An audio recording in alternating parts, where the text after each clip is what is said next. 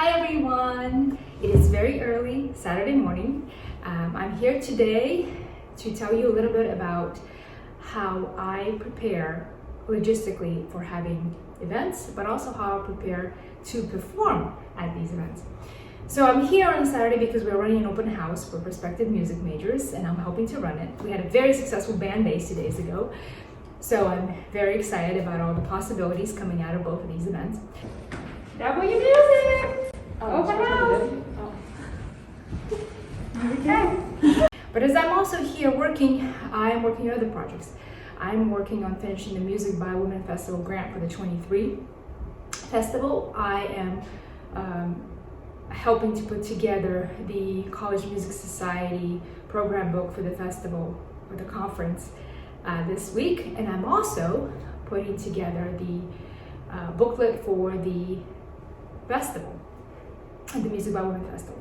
So lots of projects happening all at once. Now, of course, you may be listening to this and thinking, well, it's kind of poor management, time management. Why did she wait so long to do all these things at once? Well, it's because it's with all the conference and festival books, there's a lot of edits that were coming in. So you have to wait for all of that before you can have the final versions.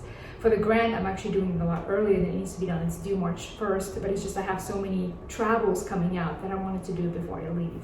So I'm actually getting it done on February 12th, as my life goes.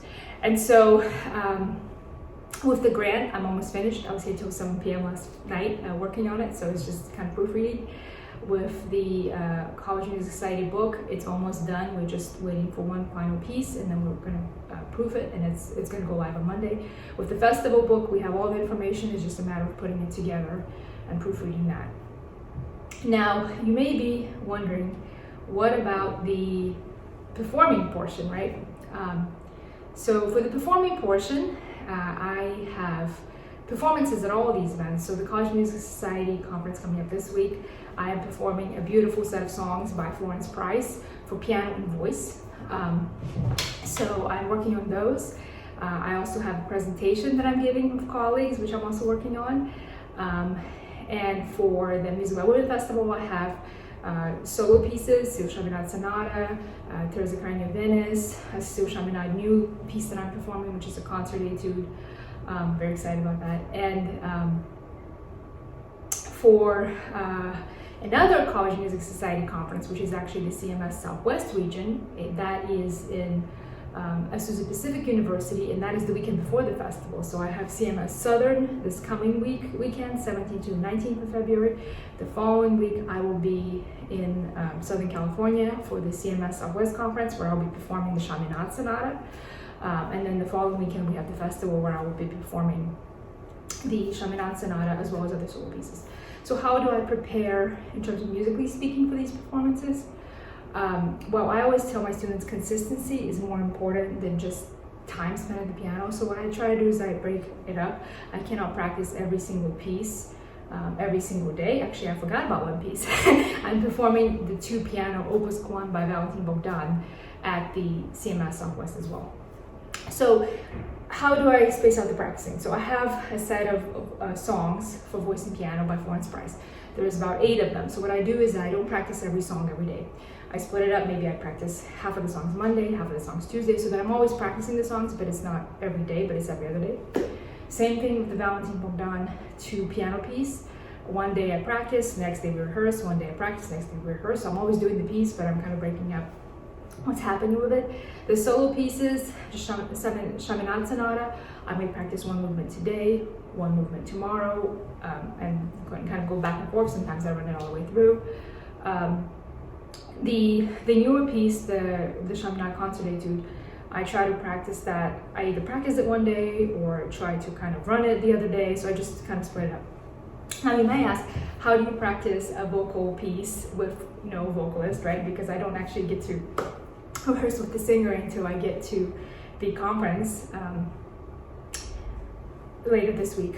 Luckily, I think my practice strategies that I talked about in the other video also apply to chamber music.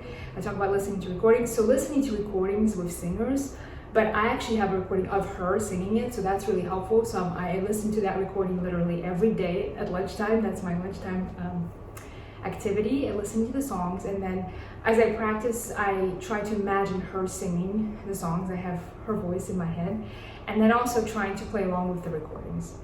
So I hope it goes well. I'm very excited. It's really beautiful music, which is why I agreed to do it. I don't accompany a lot because I like to save myself more for solo piano playing, but I just could not say no to this music because it is so gorgeous. And I love the poetry, and the songs just make me really happy. So really excited about the Florence Prize pieces. So also there has to be consistency in performing itself. And what do I mean by that? I always tell my students, get on stage as much as you can, right? Try out your pieces as much as you can. So I'm taking every opportunity within the next week and this previous week to really try out my repertoire, especially if it's something I haven't performed. So for example, I'm going to play the Concert Etude by Chaminade for my piano studio. I am going to play it for my group keyboard skills class recital. Of course, teachers sitting out there saying, oh wow, you play for your students.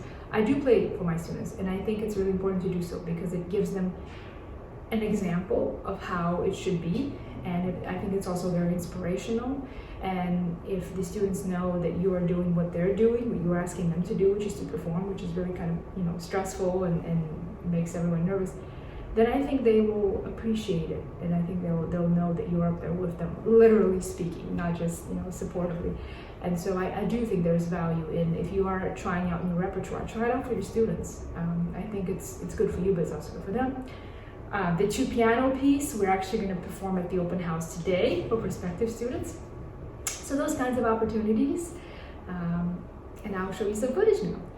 Hi, welcome everybody. Welcome to our first annual open house. Thank you for doing it. We're very excited to be here. I know.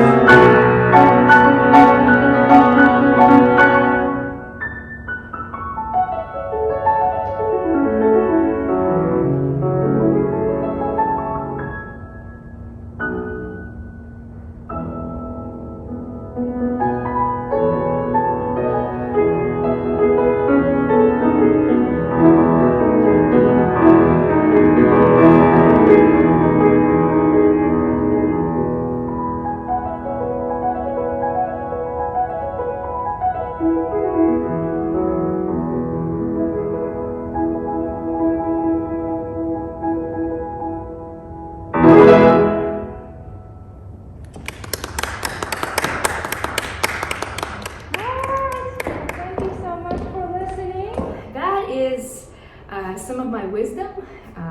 I have to get back to the open house now, but thank you so much for watching. Please don't forget to like this video and subscribe to my channel. And I will be showing you some more of the events as they happen in real time. And I will see you soon.